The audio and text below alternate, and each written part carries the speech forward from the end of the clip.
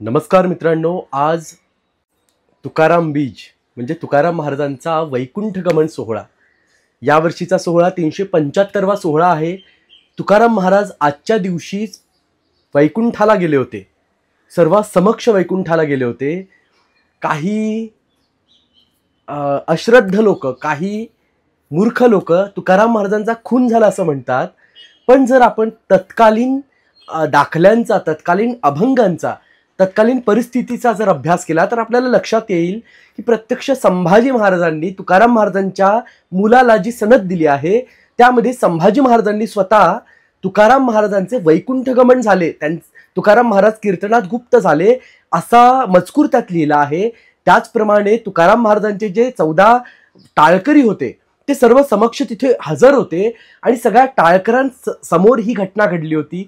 तुकाराम महाराजांचे स्वतःचे भाऊ हेही तिथे हजर होते। त्यानंतर तुकाराम महाराजांचे जे सगळे भक्त मंडळी होते तेही तिथे हजर होते।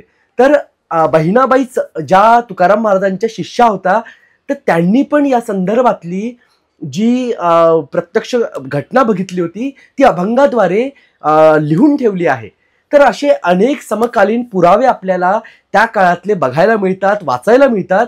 आणि जी लोक म्हणतात तुकाराम महाराजांचा खून झाला होता, त्या मूर्खांजवळ या संदर्भातलं काहीही दाखला नाही, काहीही पुरावा नाही।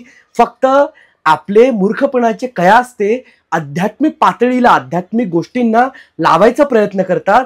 आणि मग म्हटलं गेलं आहे की अकलेबाहेरच्या गोष्टी ह्या चुकीच्या ठरतात, म्हणून अध्यात्माला कुठलाही बाहेरचा पुरावा कामी येत नाही।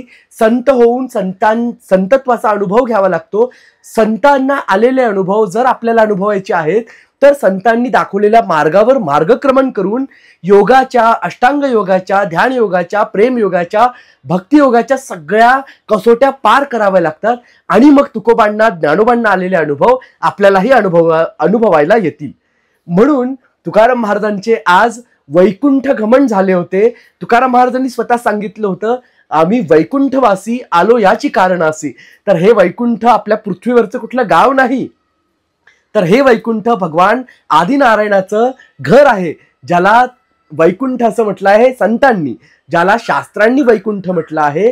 तर अशा वैकुंठात तुकाराम महाराज आज सदेही गेले होते। तर ही अलौकिक घटना घडून आज 375 वर्ष होऊन गेलेत। तर या दिव्य सोहळ्याला आपण तुकाराम महाराजांच्या चरणी नतमस्तक होऊ आणि तुकाराम महाराजांनी आपल्यालाही भगवत भक्तीची गोडी अर्पण करावी, आम्हाला ती दानामध्ये द्यावी ही प्रार्थना करतो आणि इथेच थांबतो। अवधूत चिंतन श्री गुरुदेव दत्त। रामकृष्ण हरी। नमस्कार।